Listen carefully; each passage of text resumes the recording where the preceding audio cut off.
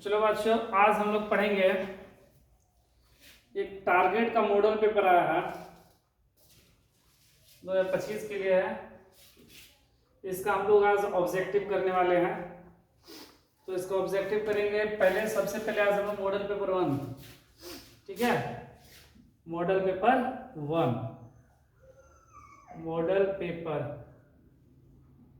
1 का ऑब्जेक्टिव सिर्फ हम लोग करेंगे, ठीक है।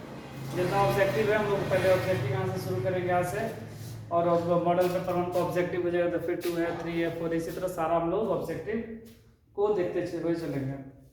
तो बिना देर किए हुए हम लोग प्रारंभ करते हैं, ठीक है।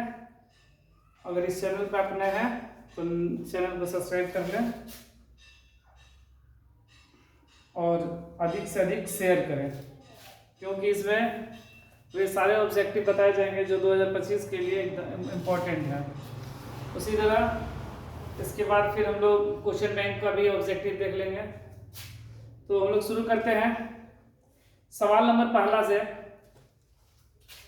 पहला ऑब्जेक्टिव क्या है कि एक अर्धवृत्त जिसकी त्रिज्या 3r है तो उसकी परिमिति क्या होगी। देखिए, अर्धवृत्त दिया गया है ऐसे, अर्धवृत्त ये है, ठीक है। इसकी त्रिज्या कितना है 3r, त्रिज्या कितना है 3r। इसकी परिमिति क्या होगी हमसे ये पूछ रहा है। तो देखिए, वृत्त का जो परिमिति होता है वह क्या होता है 2πr होता है, और अर्धवृत्त का परिमिति कितना होता है, अर्धवृत्त का परिमिति या बोले या परिमाप बोले, देखिए वृत्त का कितना होता है 2πr, अर्धवृत्त का कितना होगा, ठीक उसका आधा πr, यहां से यहां तक कितना हुआ πr, और ये मेरा जुड़ गया क्या प्लस में 2r, ठीक है। और यहां पर r का मान कितना दिया गया है 3r, तो पाई और r के जगह पे क्या रखेंगे 3r, और 2 into r के जगह पे क्या रखेंगे 3r, तो 3πr अब प्लस 3 दूना 6r। देखो ऑप्शन में दिया गया है, ऑप्शन नंबर बी है 3πr plus 6r, option number B सही आंसर है। चलो सवाल नंबर 2 क्या बोल रहा है कि एक द्विघात समीकरण a square p square x square minus q square बराबर 0, तो इसका मूल क्या होगा, मतलब x का मान क्या होगा। तो अगर पावर 2 है तो x का मान भी 2 होगा, ये द्विघात है। तो देखो ये क्या है, माइनस भी इधर आएगा तो क्या हो जाएगा प्लस में, बराबर ये q स्क्वायर, ये x स्क्वायर, ये गुणा में इधर आएगा तो भागा में a स्क्वायर p स्क्वायर, ये स्क्वायर इधर आएगा तो रूट में, रूट का q स्क्वायर बटा में a स्क्वायर, ये p स्क्वायर है, स्क्वायर के लिए एक बाहर निकल गया, और ये ap, और स्क्वायर है तो प्लस माइनस, ठीक है। इसमें प्लस माइनस q बटा में ap, ऑप्शन नंबर कौन सा है डी।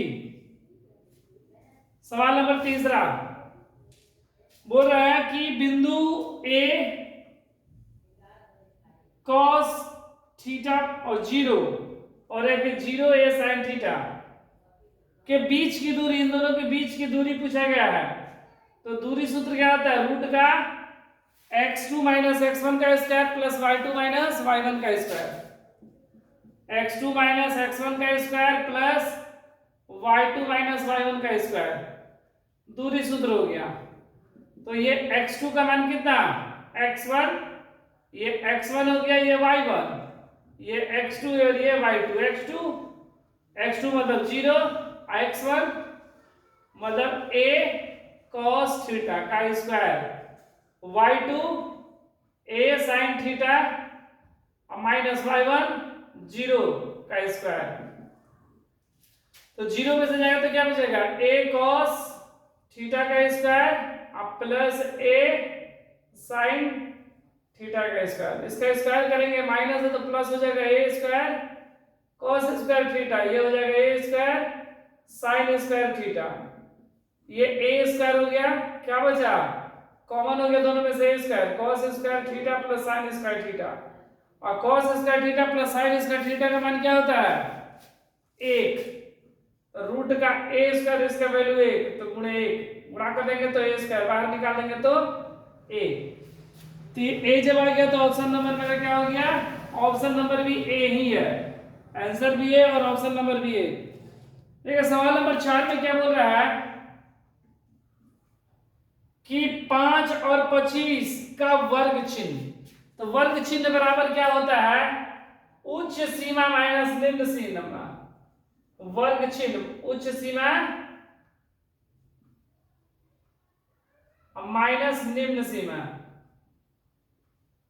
तो बड़ा कौन सा है 25, उसमें से 15 हटा दिए, क्या बचा 25 में से 15, 5 में से 5 गया 0, 2 में से गया 1 10। ऑप्शन नंबर मेरा क्या हो गया ए।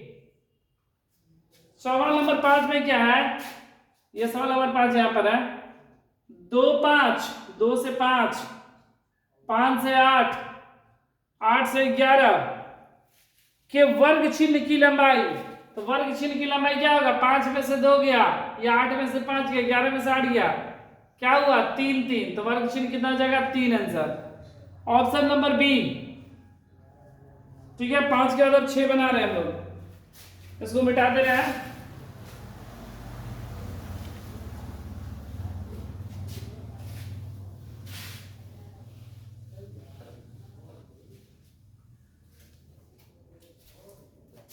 सवाल नंबर 6 बोल रहा है ए का मान जिसके लिए समीकरण के अनगिनत हल है 10x प्लस 5y बराबर a माइनस 5 और 20x plus 10y minus a बराबर 0।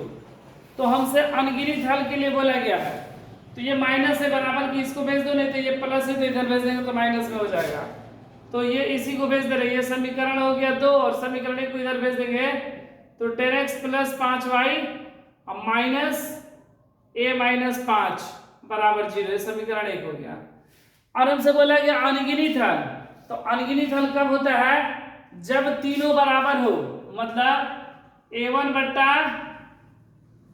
a2 बराबर b1 बटा b2 बराबर c1 बटा c2। तो हमको a का मान ज्ञात करना है, तो इन तीनों में से कोई भी दो लेंगे, लेकिन इसमें ये सी वाला जरूर रहना जरूरी है क्योंकि ए बोला गया और ए का मान निकालना है। तो एक सी वाला ले रहे हैं, सी वाला क्या माइनस ए बटा में माइनस ए माइनस 5, और ये दोनों में से कोई भी एक ले रहे हैं, यही ले रहे हैं, तो 10 बटा में 5, माइनस से माइनस कैंसिल। अब ये 5 दूना 10, ये 2 से गुणा हो जाएगा, ए माइनस 5 में बराबर में ए गुणा किए 2a माइनस 10 बराबर ए, 2a प्लस का इधर आएगा तो माइनस का है, माइनस का 10 इधर आएगा तो प्लस का 10, तो a बराबर मेरा कितना आ गया 10, a बराबर 10, ऑप्शन नंबर सी। उसके बाद सवाल है सवाल नंबर 7, ये सवाल नंबर 6 था। सवाल नंबर 7 क्या है कि x प्लस 2y बराबर 3 और 5x प्लस ky बराबर 15 के अनगिनत हल, ये भी एकदम बिल्कुल इसी तरह अनगिनत हल के लिए तीनों बराबर, a1 बटा a2 बराबर b1 बटा b2 बराबर c1 बटा c2, मतलब x बटा में x है ना, तो a बटा में 5 हो जाएगा और यहाँ पर 2 बटा में k, तिरछा तिरछी गुणा k बराबर 10, इसका भी 10 ही आंसर है, ऑप्शन नंबर बी। अगला प्रश्न बोल रहा है यदि रेखाएं एक बिंदु पर प्रतिच्छेद करती है तो वह बिंदु दोनों समीकरणों का क्या होगा। बोला यदि रेखाएं एक बिंदु पर प्रतिच्छेद करे, ये दो रेखा हो गया, मान लो एक बिंदु पर यहाँ पर प्रतिच्छेद किया, तो वह बिंदु दोनों समीकरणों का क्या होगा। तो ये दोनों ये इस तरह का कैसा ग्राफ बनता है, तो अद्वितीय के लिए बनता है, कैसा बनता है अद्वितीय के लिए, ऑप्शन नंबर बी। ये सवाल नंबर 8 था।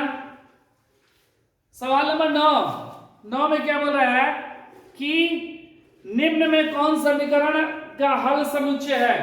समीकरण कौन सा दिया गया है, सवाल नंबर 9 यहां पर है x प्लस 2 और 3x माइनस 1 बराबर 0, इसका हल समुच्चय बोला गया है।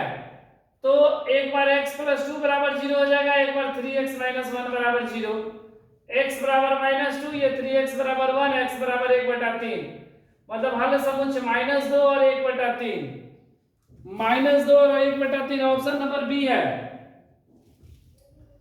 सवाल नंबर 10 में क्या बोल रहा है कि निम्न समुच्चयों में से किसमें द्वितीय समीकरण, द्विघात समीकरण, द्वितीय नहीं द्विघात लिखा गया है, द्विघात समीकरण एक्स स्क्वायर माइनस 5 बराबर 0 के मूल होंगे। तो ये एक्स स्क्वायर माइनस इधर आएगा तो प्लस का 5 हो जाएगा, ये स्क्वायर है तो रूट में हो जाएगा। तो रूट का 5 कौन सी संख्या होता है? अपरिमेय संख्या। तो ऑप्शन नंबर क्या हो जाएगा? सी हो जाएगा। ये सवाल नंबर 10 था। चलो इसको फिर मिटा दे रहे, फिर आगे ही बनाएंगे तुरंत। मिटा दे इसको।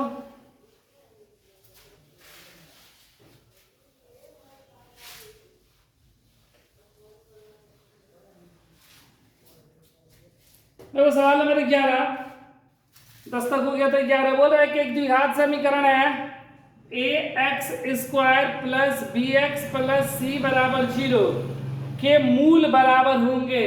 तो मूल कब बराबर होता है? जब बी स्क्वायर माइनस 4ac बराबर 0 होता है। ये सवाल नंबर 11 है। मूल कब बराबर होता है? जब d का मान 0 के बराबर हो। d का मान क्या हो? 0 के बराबर हो। d का सूत्र बी स्क्वायर माइनस 4ac। तो ऑप्शन नंबर मेरा हो जाएगा कौन सा? इसमें तो है नहीं ऐसा, माइनस इधर आएगा तो प्लस हो जाएगा, बी स्क्वायर बराबर 4ac। Option number D. सवाल नंबर 13 बोल रहे यदि द्विघात समीकरण, सवाल नंबर 13 नहीं, ये सवाल नंबर 12 था। ठीक है, 11 इससे पहले हम लोग बना चुके थे, नहीं बनाए थे, लग रहा है नहीं बनाए थे। 11 देख ले रहे हैं। बोला द्विघात समीकरण A X square plus B X plus C बराबर 0 के मूल वास्तविक एवं समान। तो वास्तविक और समान कब होता है? जब समान हो तो जब d का मान 0 होता है तब होता है वास्तविक और समान। ठीक है, d का मान 0 रहता है तब। तो d का मान बी स्क्वायर माइनस 4ac बराबर 0। तो बी स्क्वायर बराबर 4ac। तो यहां पर ऑप्शन में क्या बोला गया है?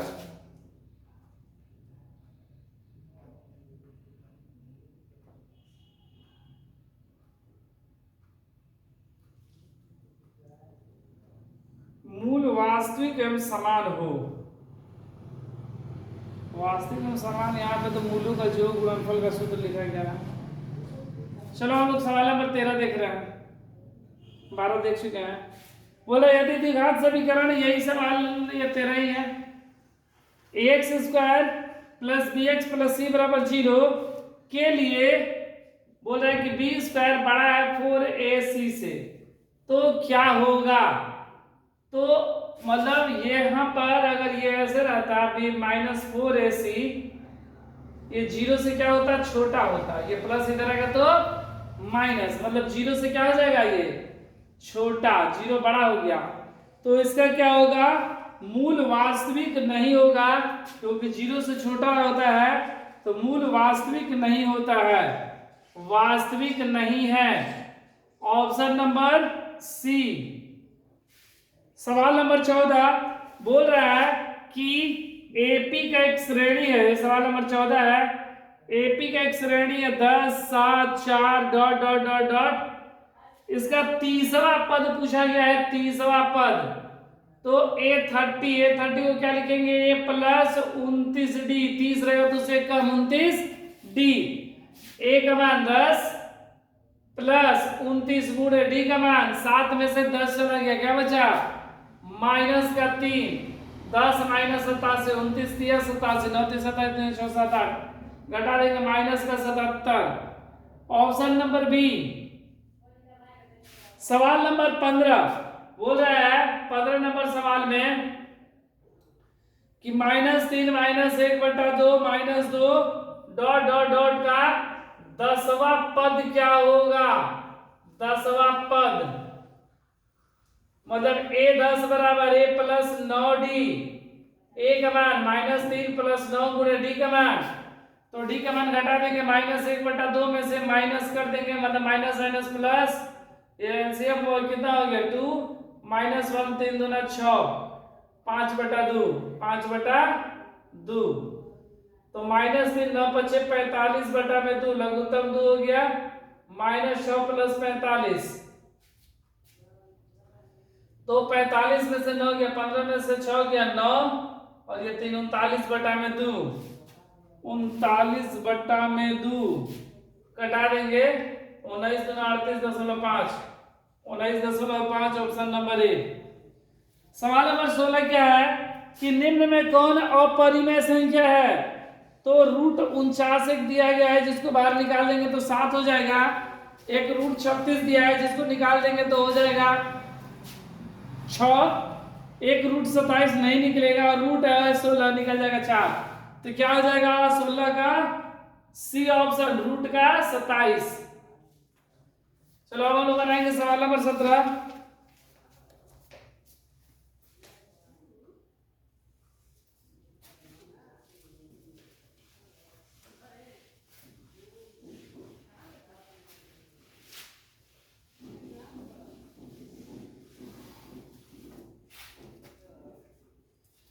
बोल रहे सवाल नंबर 17 में कि a बराबर 2 के पावर 3 गुणे 3, b बराबर 2 गुणे 3, c के बराबर 3 के पावर n गुणे 5।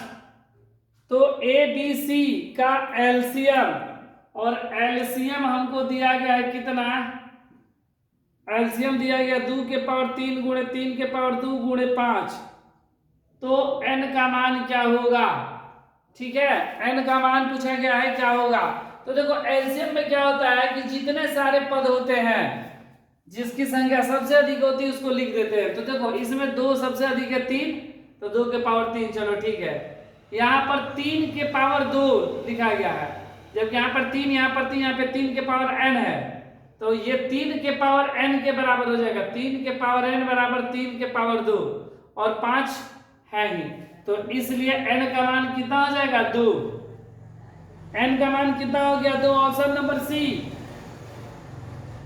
ठीक है, देखो सवाल नंबर 18 में क्या बोल रहा है कि 2 पासे एक साथ फेंके गए, इन पासों के ऊपर आने वाली संख्याओं का योग 10 होने की प्रायिकता। तो देखो अगर 2 पासे एक साथ फेंके जाते हैं तो कुल मिलाकर 36 घटना घटती है। कितना घटना? 36 घटना। वो 36 घटना कौन कौन सी होती है? तो 1 1 होता है, 1 2 होता है, 1 3 होता है, 1 4 होता है, 1 5, 1 6। उसी तरह 2 1 2 2 2 3 2 4 2 5 2 6, फिर 3 1 3 2 3 3 3 4 3 5 3 6, फिर 4 1 4 2 4 3 4 4 4 5 4 6, 5 1 5 2 5 3 5 4 5 5 5 6 6 1 6 2 6 3 6 4 6 5 6 6। तो ये होती है कुल मिलाकर 36 घंटा है। अगर 2 पासे को मतलब लूडो छक्का के 2 छक्का को एक साथ फेंके तो इनमें से यही 36 में से कोई ना कोई एक संख्या आती है। अब लेकिन सवाल में क्या बोल रहा है कि अगर ऐसा फेंकते हैं कि जिनका योग 10 और जोड़ने पर 10 हो, तो जोड़ने पर 10, देखो 6 और 4 जोड़ेंगे 10, 5 5 जोड़ेंगे 10 और 4 6 जोड़ेंगे 10। यही 3 ऐसी है जिसको जोड़ने पर 10 आता है। तो कुल मिलाकर 36 घटना और 3 बार 10 आया, कटा देंगे 3 एकम 3 बढ़ते हैं 36 1 बटा 12। ऑप्शन में सी नंबर। सवाल नंबर 19 बोल रहा है कि एक मीनार से 50 मीटर दूर स्थित, बोल रहा है ये एक मीनार मान ले रहे हैं, एक मीनार, ये मीनार हो गया इससे 50 मीटर दूर स्थित बिंदु पर मीनार का उन्नयन कोण 60 डिग्री है। मीनार का उन्नयन कोण कितना बन रहा है? 60 डिग्री बन रहा है। तो इस मीनार की ऊंचाई बोल रहा है तो tan 60 बराबर tan थीटा बराबर लंब, ये मान लो कि ये ए है, बी है, ये सी है, ए बी मीनार हो गया। अब बटा में आधार 50 हो गया BC। tan 60 का मान √3, AB बटा में 50, तो AB बराबर क्या हो गया 50 √3 हो गया। 50 √3 option number A, option number A. तो ये सवाल नंबर मेरा 19 था। चलो अब सवाल नंबर 20 क्या बोल रहा है, उससे पहले इसको मिटा दे रहे फिर 20 बनाएंगे।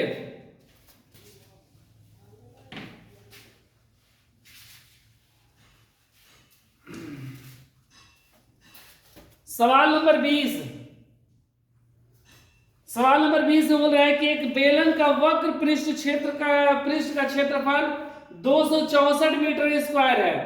एक बेलन है, एक बेलन है ऐसे, ठीक है। इसका वक्र पृष्ठ क्षेत्रफल 264 मीटर स्क्वायर है और इसका जो आयतन है वह आयतन कितना है मेरा 924 मीटर क्यूब। तो व्यास और ऊंचाई पूछ रहा है क्या होगा, तो मतलब त्रिज्या और ऊंचाई हमसे पूछा गया, यही ना। एक बेलन का वक्र पृष्ठ क्षेत्रफल, तो बेलन का वक्र पृष्ठ क्षेत्रफल क्या होता है, वक्र पृष्ठीय क्षेत्रफल, बेलन का वक्र पृष्ठीय क्षेत्रफल होता है, बेलन का होता है 2πRh, ठीक है, 2πRh बेलन का वक्र पृष्ठ क्षेत्रफल, जो कि हमको दिया गया है कितना 264 मीटर स्क्वायर, मतलब 2 × π × r हमें नहीं पता है और h भी नहीं पता है, ठीक है। उसके बाद इसका हमको आयतन दिया गया है, क्या दिया गया है आयतन, बेलन का आयतन दिया गया है। बेलन का आयतन होता है πr²h, ठीक है। ये कितना है 924 बराबर πr²h, ठीक है। तो यहां पर देख ले रहे हैं ये 264 बटा में 2, ये 2 गुणा में 2, ये पाई बराबर कितना πRh बराबर, ये कटा देंगे तो हो जाएगा 1 3 4, सॉरी 1 3 2 132 हो जाएगा, 2 का 1 3 2 132, 132 बराबर RH, R और H को गुणा करने पर 132 आ रहा है। व्यास और ऊंचाई का अनुपात पूछा गया है, ठीक है। और यहां पर 924 बटा में पाई बराबर r²h, ठीक है, r²h,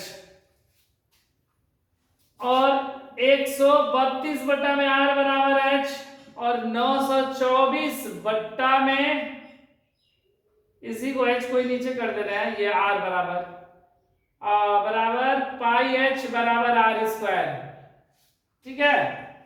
तो r² का मान हो गया, ये हो गया मेरा कितना 924 बटा में पाई इंटू RH बराबर r, ये भी r समीकरण 2 हो गया, ये समीकरण 1 हो गया, दोनों बराबर हो जाएगा, मतलब 132, समीकरण 1 2 से बराबर 1 तथा 2 से 132h बराबर 924 पाई RH, ठीक है। ये h से h कैंसिल हो गया, ठीक है। अच्छा ये पाई भी था, पाई तो छूट गया ना, बटा में पाई भी था, मतलब पाई भी है, पाई से पाई कैंसिल, 132 बराबर 924 बटा में r, ये r इधर आ गया, 924 बटा में 132, ये कितने बार में जाएगा, तो 7 दूना 14, 132 गुणे 7 दूना 14 के 4 छत्तीस 21 22 के 2 से 2 7 2 9, ये 7 बार में चल गया। r का मान मेरा कितना हो गया 7, r का मान 7 हो गया यहाँ पर, ठीक है। तो यहाँ पर अगर हम लोग r का मान 7 रख दे रहे हैं, समीकरण 1 या 2 कहीं भी रख दे रहे हैं, तो ऑप्शन से भी कुछ पता चल जाता है कभी कभी। सवाल नंबर ये 20 था, तो हमसे बोला गया है व्यास, तो त्रिज्या अगर 7 है तो व्यास हो जाएगा 7 दूना 14, ऑप्शन में तो कहीं 14 दिया है नहीं, मतलब को निकालना ही पड़ेगा। चलो आज का मान यहाँ पर रख दे रहे हैं, तो 132 बटा में h यहां पर रख दे रहे हैं, इसको यहाँ पर लिख दे रहे हैं। कितना है 132 बटा में h पाई बराबर r, r की जगह पे 7, 132 बटा में h पाई बराबर 7, मतलब 132 बराबर 7 गुणे h पाई, 132 बराबर 7 गुणे h गुणे पाई का मान 22 बटा 7, 7 7 कैंसिल हो गया, ये 132 बटा में 22 बराबर h, ये कटा दे रहे 6 बार में, h का मान कितना हो गया 6 हो गया। अब हमसे क्या बोल रहा था सवाल में कि व्यास और ऊंचाई, क्या बोला गया है, व्यास बटा में ऊंचाई का मान पूछा गया है, ठीक है। तो व्यास त्रिज्या का मान मेरा 7 आया है, तो व्यास कितना हो जाएगा 14, 7 दूना 14 बटा में 6 कट गया, ऊंचाई 6, 3 ये 7, 7:3, 7:3, ऑप्शन नंबर मेरा डी हो गया। सवाल नंबर 21 में देखते हैं, बोल रहे हैं कि निम्न में कौन समानांतर श्रेणी में है, कौन सी समानांतर श्रेणी में, 20 को मिटा दे रहे हैं। अब सवाल नंबर 21,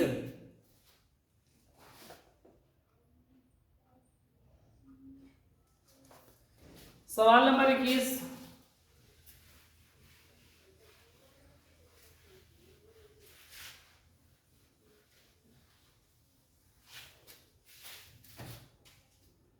सवाल नंबर 21 क्या बोल रहा है कि 0.4, 0.44, 0.444, क्या यह एपी में है, तो इनका अगर सर्वांतर समान आया तो एपी में होगा, तो इसमें से इसको घटा देंगे तो कितना आएगा 0.04, इसमें से इसको घटा देंगे तो 0.004, ठीक है 0.04 ही ना होगा।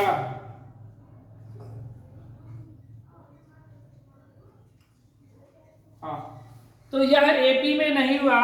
उसके बाद दूसरा है 111, तो ये घटा देंगे तो 10, ये घटा देंगे तो कितना आ गया 0.000 आ गया, मतलब ये भी एपी में नहीं है। ऑप्शन नंबर सी में क्या बोल रहा है कि 2 4 8 16, ये घटा दिए 2, ये घटा दिए 4, ये घटा दिए 8, मतलब ये भी नहीं है।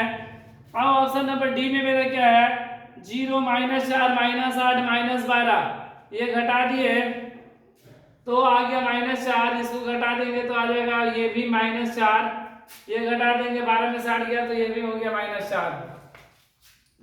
तो ऑप्शन नंबर मेरा डी होगा, 21 का डी ऑप्शन हो जाएगा। सवाल नंबर 22 बोल रहा है कि एक समानांतर श्रेणी दिया गया है 22 में, इसका सर्वांतर पूछा गया है 18 रूट का 50 रूट का 98 रूट का 162, इसका हमसे पूछा गया है। तो इसको अगर बाहर निकाला जाए तो 18 को लिखेंगे 3 गुणे 3 गुणे 2, 3 का 9 दूना 18, 50 को 5 गुणे 5 गुणे 2, ठीक है। उसी तरह इसको लिखेंगे 7 गुणे 7 गुणे 2, तो अगर इसको निकालेंगे तो 3 रूट 2, इसको निकाल देंगे तो 5 रूट 2, इसको निकाल देंगे तो 4 रूट 2, तो घट गया 5 में से 3 गया 2 रूट 2। ऑप्शन नंबर मेरा हो गया बी, 22 का क्या हो जाएगा बी। सवाल नंबर 23 बोल रहा है कि एक द्विघात बहुपद के शून्यक दिए गए हैं -3 -11, द्विघात बहुपद का मान क्या होगा, मतलब अल्फा का मान, सवाल नंबर 23 है, अल्फा का मान -3 है और बीटा का मान -11 है, तो द्विघात बहुपद क्या होगा हमसे ये पूछा गया है। तो द्विघात बहुपद सबसे पहले अल्फा प्लस बीटा का मान पता होना चाहिए, -3 प्लस -11, -3 -11, 11 3 14, -14 अल्फा इंटू बीटा, -3 गुणे -11, माइनस इंटू माइनस प्लस का 33। द्विघात समीकरण का सूत्र होता है x² minus alpha plus beta x plus alpha into beta, x² alpha plus beta का मान माइनस का 14x plus alpha into beta का मान 33, x² प्लस 14x प्लस 33। यह ऑप्शन किसमें है, तो ये ऑप्शन नंबर कौन सा है, पहला ही है, 23 का ये हो जाएगा। सवाल नंबर 24 बोल रहा है कि घात क्या होगा, सवाल नंबर 24 में पूछ रहा है कि x into 3x² plus 7 plus 4 का घात क्या होगा, गुणा कर देंगे 3x के पावर 3 प्लस 7x प्लस 4, तो घात मेरा क्या हो गया, घात हो गया 3, पावर सबसे अधिक, तो घात 3 हो गया, मतलब ऑप्शन नंबर मेरा हो गया सी। सवाल नंबर 25, इसको मिटा रहे हैं।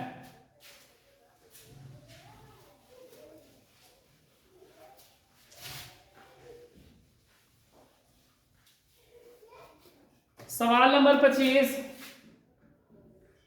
में क्या बोल रहा है कि साइन 90 गुणे टेन साठ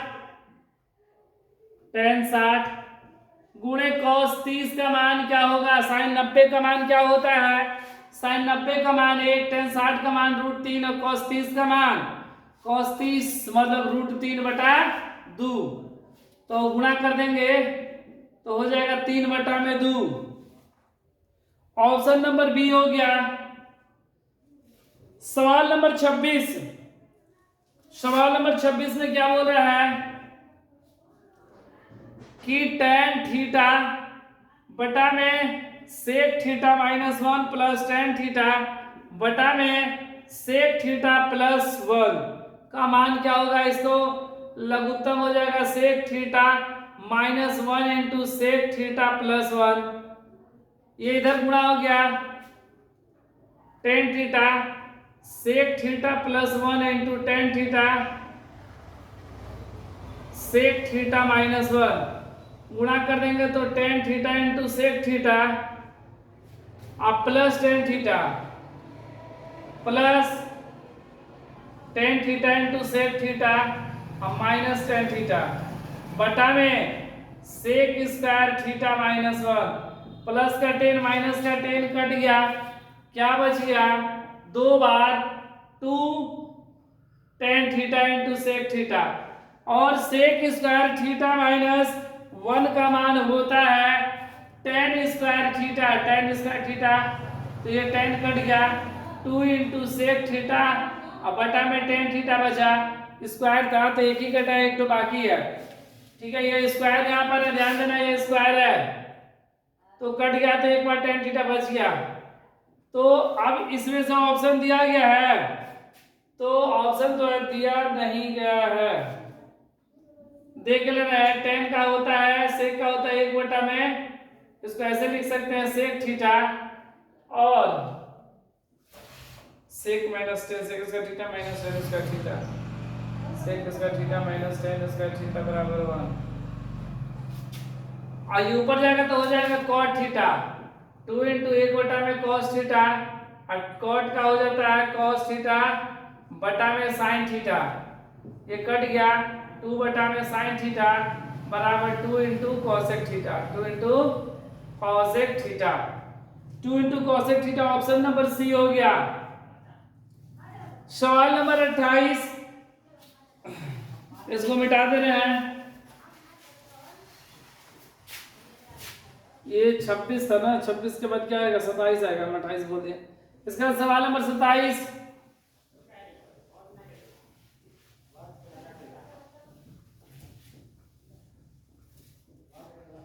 सवाल नंबर 27 में क्या बोल रहा है कि ए बी सी एक समद्विबाहु त्रिभुज है जिसमें कोण सी 90 डिग्री है। ए बी सी एक समद्विबाहु मतलब ये दोनों भुजा बराबर, ये 90 डिग्री हो गया। और A C A B C और ए सी का मान बोल रहा है 6 है, तो ए बी का मान क्या होगा, ये 90 डिग्री है 6, तो ये भी 6 हो जाएगा। हमसे ए बी का मान पूछा गया है, तो कर्ण स्क्वायर बराबर लंब स्क्वायर प्लस आधार स्क्वायर, तो ए बी बराबर रूट का 6 स्क्वायर प्लस 6 का स्क्वायर रूट का 36 प्लस 36 रूट का 72 को निकालेंगे तो 6 गुणे 6 गुणे 2 6√2 सेंटीमीटर मीटर जो भी हो, ऑप्शन नंबर बी हो जाएगा। ये सवाल नंबर 27 था।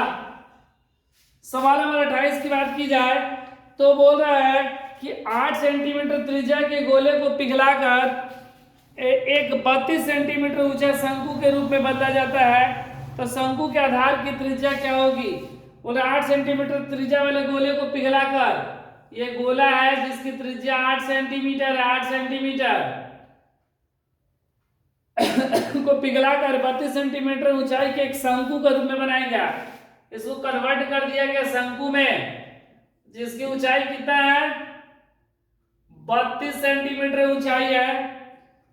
तो शंकु के आधार की त्रिज्या r का मान, तो जो देखो इसको अगर चेंज किया गया है मतलब दोनों का आयतन बिल्कुल बराबर होगा, क्योंकि इसी को पिघला कर बनाया जाता है। तो जो गोले का आयतन होगा वह शंकु के आयतन के बराबर होगा। मतलब गोले का आयतन बराबर शंकु का आयतन। गोले का आयतन क्या है, गोले का आयतन 4/3 पाई आर क्यू, इसका होता है 1/3 पाई आर स्क्वायर एच। ये देखो 3 से 3 कैंसिल, पाई से पाई कैंसिल, 4 गुणे आर का मान यहाँ पर 8 के पावर 3 बराबर आर का मान हमें नहीं पता और एच का मान 32। 4 गुणे 8 गुणे 8 गुणे 8 बटा में 32 बराबर आर स्क्वायर। 4 8 32, 8 8 कैंसिल, आर बराबर रूट का 8 गुणे 8, आर का मान हो गया 8 सेंटीमीटर। हमसे क्या पूछा गया था सवाल में कि शंकु के आधार की त्रिज्या तो 8 सेंटीमीटर। ऑप्शन नंबर हो गया 28 का ए। सवाल नंबर 29, सवाल नंबर 29 में क्या बोल रहे हैं, थैले में 7 लाल 8 हरा और 5 सफेद गेंद है। एक गेंद अधिकतर निकाले, इसके ना लाल और ना सफेद होने की प्रायिकता। देखिए लाल जो गेंद है, ये सवाल नंबर 29 है। लाल गेंद जो है वह है 7, हरा गेंद जो है वह है 8 और सफेद जो गेंद है वह है 5। तो कुल गेंद मेरा कितना हो गया, कुल गेंद तो सबको जोड़ देंगे तो 8 7 15, 5 20, कुल गेंद 20। अब सवाल में क्या बोल रहा है कि एक गेंद अधिकतर निकाला, इसके ना लाल ना सफेद, तो ना लाल होगा ना सफेद होगा। बोल रहा है लाल भी नहीं होना चाहिए सफेद भी नहीं होना चाहिए, तो हरा होगा। तो हरा की प्रायिकता क्या हो जाएगा, हरा 8 है, कुल गेंद 20, ये 4 बार में और ये 10 बार में, ये 2 बार में, ये 5 बार में, 2/5। ऑप्शन नंबर सी, इसको मिटा देगा। सवाल नंबर 30,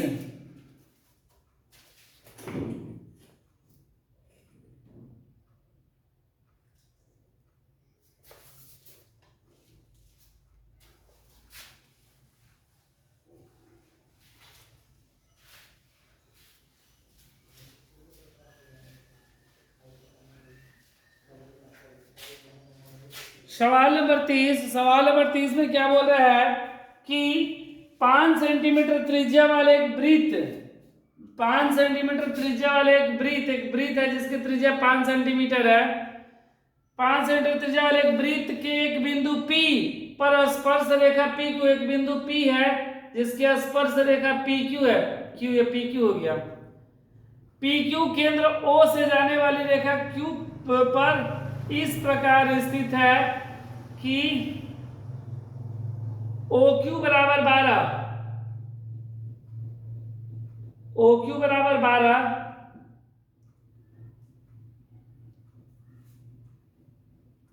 तो PQ की लंबाई पूछ रहा है,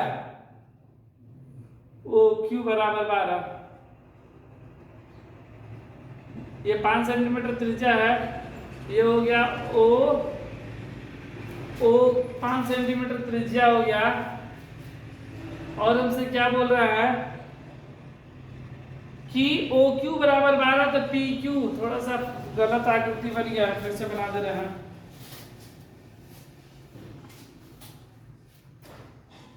बोल रहा है कि सबसे पहले कि 5 सेंटीमीटर त्रिज्या वाला वृत्त है, 5 सेंटीमीटर त्रिज्या वाला वृत्त हो गया। एक वृत्त, एक बिंदु, वृत्त के बिंदु P पर, वृत्त पर बिंदु कोई P है पर इस प्रकार स्पर्श करती है कि PQ, यहां पर Q बिंदु है।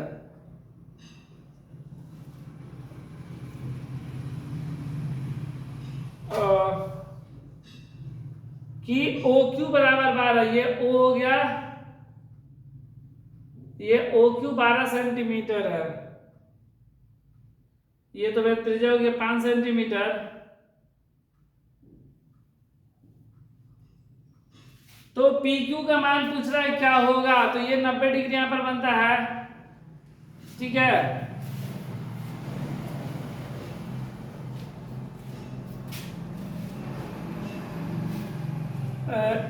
5 सेंटीमीटर त्रिज्या वाले एक वृत्त के बिंदु P पर स्पर्श रेखा PQ ये ऐसे है, ये P है, ये Q है, ये PQ 12 सेंटीमीटर है।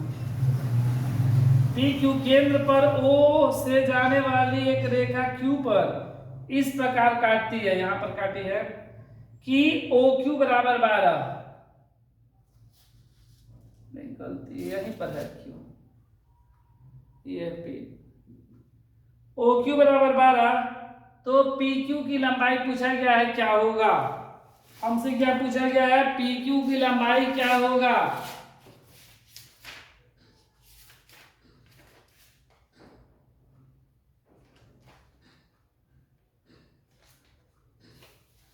ठीक है, तो ये देखो, ये मेरा OQ जो हो गया, ये कर्ण हो गया, तो मतलब OQ बराबर रूट का हो जाएगा OP square plus PQ square.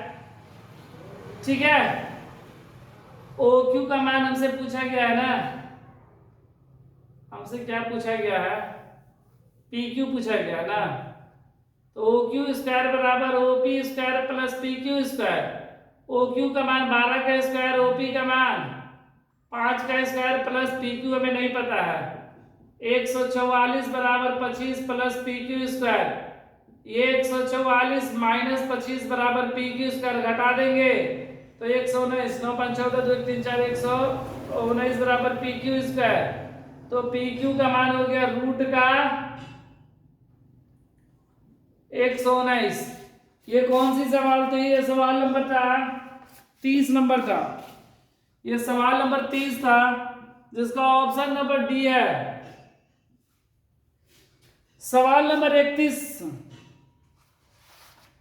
बोल रहा है कि एक समानांतर श्रेणी दिया गया है, सवाल नंबर 31, एक समानांतर श्रेणी 2 7 12 का 10वां पद पूछा गया है, 10वां पद, तो मतलब A10 बराबर A प्लस 9D, A का मान 2, 9 इंटू D का मान 7 में से 2 गया 5, A plus 9 5 45 2 47, option number C हो गया, ऑप्शन नंबर सी।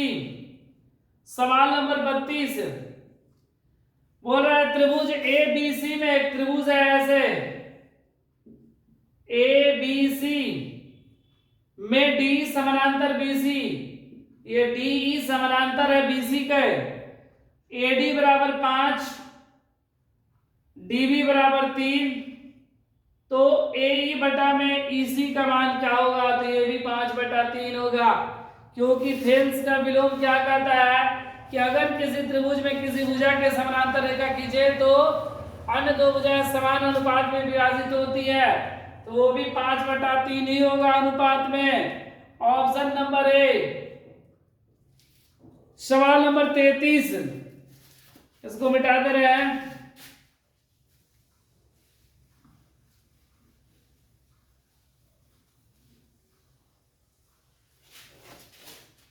सवाल नंबर 33 बनाने से पहले बता दे रहे हैं, अगर आप इस चैनल में नए हैं तो सब्सक्राइब कर ले और शेयर करें, और जितने भी इस 2025 में पूछने वाले सवाल है, चाहे वो मॉडल पेपर हो या क्वेश्चन बैंक हो, सारा सॉल्व करके दिया जाएगा। आज हम लोग मॉडल पेपर 1 सॉल्व कर रहे हैं। अब चलिए सवाल नंबर 33 बता रहे हैं। 33 में क्या है कि दी गई आकृति में, यह आकृति दिया गया है जिसमें ABC है, ये DE है, इसमें DE समानांतर BC बोला गया है, ये X दिया गया है, ये 34 दिया गया है, 17 दिया गया है, ये 16 दिया गया है। तो यहां पर देखो, अगर 17 दूनी 34 तो 16 दूनी 32 होना चाहिए, तो ऑप्शन नंबर में क्या होगा 32, ऑप्शन नंबर बी। ठीक है, अब सवाल नंबर 34 बोल रहा है कि दो समरूप त्रिभुज ABC और DE के क्षेत्रफल का अनुपात निम्नलिखित में से क्या होगा। तो अगर दो त्रिभुज का अगर दो त्रिभुज समरूप है तो उनके क्षेत्रफल उनकी संगत भुजाओं के वर्गों के अनुपात के बराबर होता है। बोल रहा है कि त्रिभुज ए बी सी और त्रिभुज डी ई एफ में इनके क्षेत्रफल का अनुपात निम्नलिखित में क्या होगा, दोनों है तो दो का क्षेत्रफल का अनुपात उनकी संगत भुजाओं के वर्गों के बराबर होता है। मतलब ए बी स्क्वायर किसके बराबर होगा, डी स्क्वायर के बराबर होगा, या B C square E F square के बराबर होगा, और A C square T F square के बराबर होगा। तो इसमें पहला में ए डी बटा में डी दिया हुआ तो होगा नहीं, क्योंकि स्क्वायर की बात बोला गया है। ऑप्शन नंबर सी में बोला गया है ए बी स्क्वायर बटा में डी स्क्वायर, और डी में बोला गया ए बी स्क्वायर बटा में ई एफ स्क्वायर। तो ऑप्शन नंबर मेरा सी हो जाएगा, ऑप्शन नंबर सी होगा। सवाल नंबर 35, बोला एक समबाहु त्रिभुज एबीसी की भुजा 10 सेंटीमीटर है तथा एक समबाहु त्रिभुज डीएफ की भुजा 5 सेंटीमीटर, इनके क्षेत्रफल का अनुपात कौन सा होगा। तो बता दे रहे हैं कि दो समबाहु त्रिभुज आपस में हमेशा क्या होते हैं, समरूप होते हैं, तो इसलिए इनके भी क्षेत्रफल का अनुपात इनकी संगत भुजाओं के वर्गों के बराबर होगा। तो अगर दोनों दिया गया तो भुजा एक 10 है तो एक 10 का स्क्वायर हो जाएगा, दूसरा 5 का स्क्वायर हो जाएगा। 10 का स्क्वायर 100 और 5 का स्क्वायर 25, 25 चौक के 100, 4 बटा में 1 मतलब 4 अनुपात 1। ऑप्शन नंबर डी 35 का भी ऑप्शन नंबर डी ही होगा। 33 ये 35 है, 34 यहाँ पर, ये 35 है। सवाल नंबर 36 बना दे रहे हैं, इसको मिटाया जाए।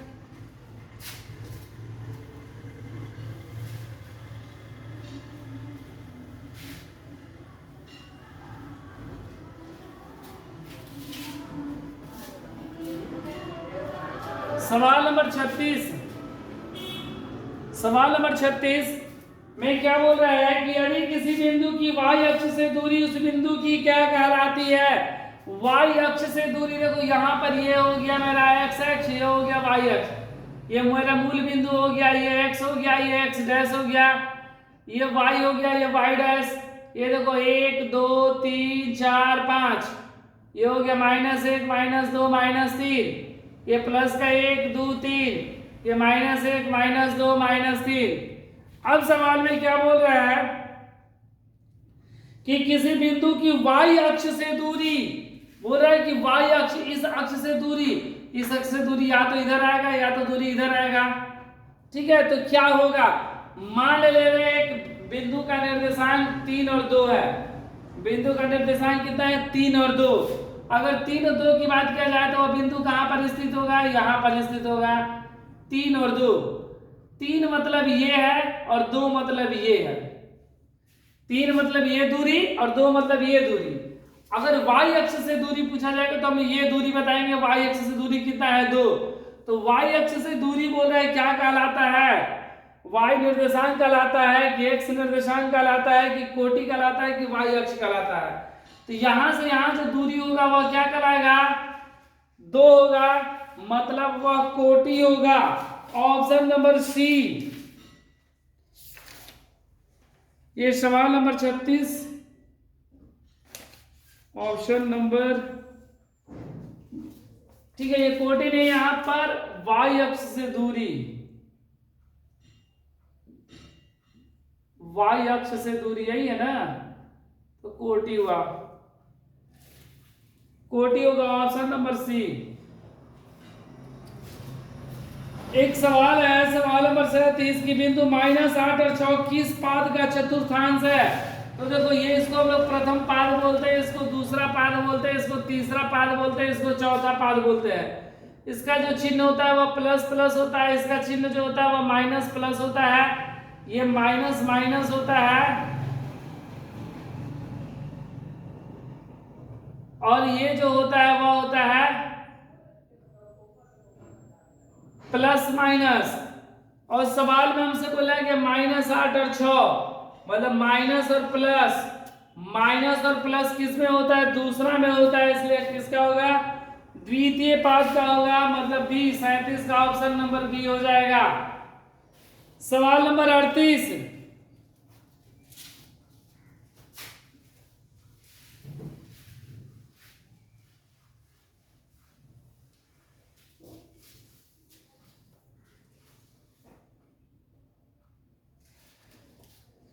सवाल नंबर 38 में बोल रहा है कि -4 और 3 किस पाद में स्थित है? -4 और 3, तो ये भी मेरा द्वितीय पाद में ही होगा, तो इसका भी ऑप्शन नंबर बी होगा। माइनस और प्लस है। बोले किसी बिंदु की x अक्ष से दूरी उस बिंदु की क्या कहलाती है? x अक्ष से दूरी, यहां से दूरी क्या कहलाता है? भुज, कोटि, अक्ष, आलेख। ऑप्शन नंबर ए भुज होगा।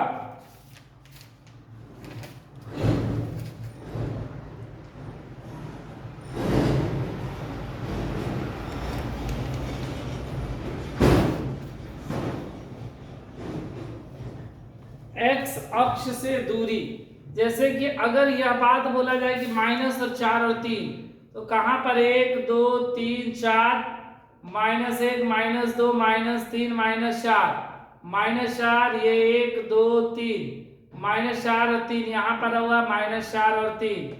ठीक है। अगर यहां से बोला जाए कि एक्स अक्ष से दूरी, तो ये एक्स अक्ष से दूरी ये होगा, और यह दूरी क्या है? तो -4 है, मतलब क्या होगा? ए होगा भुज। 39 का क्या होगा? ए होगा भुज, क्योंकि हमसे एक्स अक्ष से दूरी, तो यह कौन सा दूरी हम लोग नापे? तो 4 नापे हैं, तो इसलिए क्या हो जाएगा? ऑप्शन ए भुज। बोल रहे हैं कि 1 5 किस चतुर्थांश में स्थित है? तो प्लस प्लस पाला में होता है, इसलिए 40 का ऑप्शन नंबर ए हो जाएगा, प्रथम पाद का है। फिर बोल रहे हैं -3 और -5, 41 माइनस माइनस तीसरे पाद का होता है, इसलिए ऑप्शन नंबर सी। बोल रहा है सवाल नंबर 42 में √2 cos थीटा बराबर 1, तो थीटा का मान क्या होगा? cos थीटा बराबर 1 √2, और cos थीटा 1 √2 किसका मान होता है? तो cos 45 का मान होता है, इसलिए थीटा का मान 45 डिग्री, ऑप्शन नंबर बी। सवाल नंबर 43, इसको मिटा दें।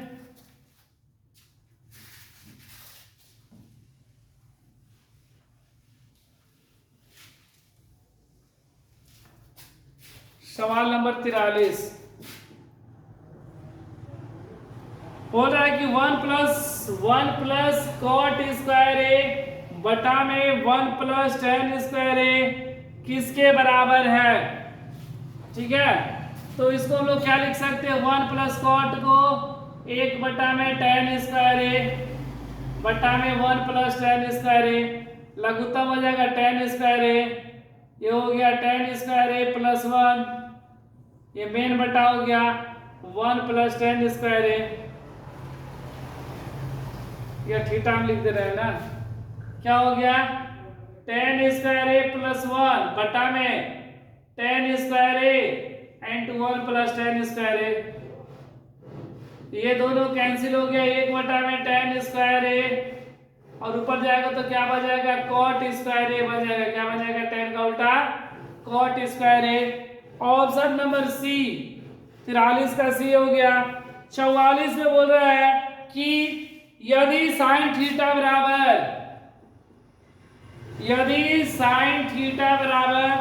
3/5, तो cos थीटा का मान क्या होगा? तो ये हमको दिया गया है लंब का मान और कर्ण का मान, आधार का मान निकालेंगे, तो आधार बराबर होता है कर्ण स्क्वायर माइनस लंब स्क्वायर, कर्ण का मान 5 का स्क्वायर माइनस 3 का स्क्वायर, 25 माइनस 9 रूट का 16 4, cos थीटा का मान होता है आधार बटा में कर्ण, मतलब 4 बटा में 5। सवाल नंबर ऑप्शन नंबर क्या हो जाएगा? ए हो जाएगा। 44 का ए। चलो 45,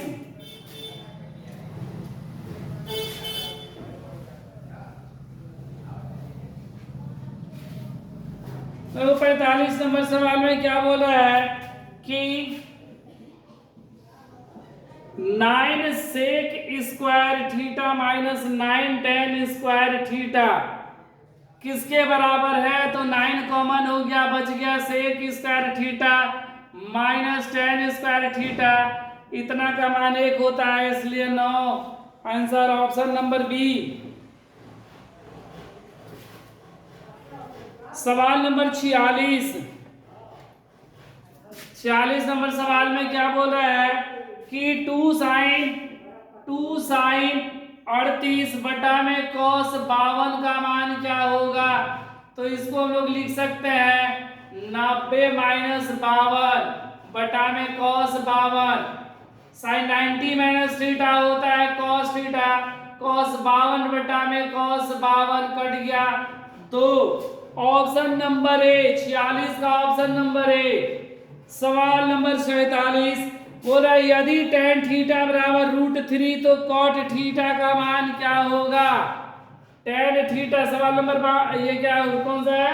46 का 47 बोला tan थीटा बराबर √3 तो √3 किसका मान होता है थीटा में? तो tan 60 का मान होता है, इसलिए थीटा का मान 60 डिग्री हो जाएगा। Option number D. सवाल नंबर 48 बोल रहा है किसी वृत्त पर बाएं बिंदु से खींची गई स्पर्श रेखाओं की संख्या कितनी होती है? सवाल नंबर 48 नंबर में क्या बोल रहा है? किसी वृत्त पर बाह्य बिंदु से, एक वृत्त है, ये बाह्य बिंदु है, इस पर हम लोग कितना स्पर्श रेखा खींच सकते हैं? 1 और 1, 2 स्पर्श रेखा खींच सकते हैं। Option number B. सवाल नंबर 49 नंबर में क्या बोल रहा है कि एक वृत्त है जिसका केंद्र और त्रिज्या r है कि अंतभाग में एक बिंदु P है, तो निम्न में कौन सा सही होगा? देखो सवाल नंबर 49 में क्या बोल रहा है? एक वृत्त है जिसका केंद्र O है और त्रिज्या r है, और बोल रहा है इसके अंतभाग में एक अंदर कोई भाग में P कोई बिंदु है, तो कौन सा कथन सत्य होगा? बोल रहा है कि r का जो मान होगा वह OP से छोटा होगा। OP से छोटा है r, तो यह कथन बिल्कुल गलत है। बोल रहा है r जो है वह OP से बड़ा है, तो यह सही है। फिर बोल रहा है r OP के बराबर है, तो यह भी गलत है। तो ऑप्शन नंबर बी हो जाएगा मेरा। सवाल नंबर 50 बोल रहा है कि नीचे की आकृति में एक आकृति नीचे बनी हुई है। सवाल नंबर 50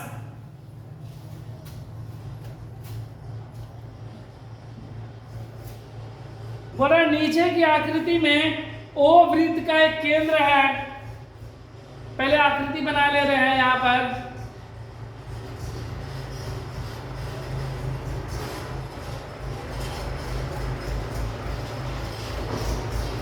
O है, M है, N है, ये 60 डिग्री है, ये भी 60 डिग्री है, ठीक है। हमसे बोला गया है कि OPM का मान क्या होगा? ये P है, OPM इसका मान, तो ये देखो ये 90 डिग्री होता है यहाँ पर, ये 60 है, 9 6 15 150 हो गया, और त्रिभुज के तीनों कोणों का मान 180, इसलिए इसका मान कितना होगा? 30 डिग्री। ऑप्शन नंबर बी, 50 का ऑप्शन नंबर बी। अब हम लोग 51 नंबर सवाल से बनाएंगे। आज हम लोग यहीं तक बनाए, और 51 नंबर सवाल फिर अगले क्लास में बनेगा। धन्यवाद।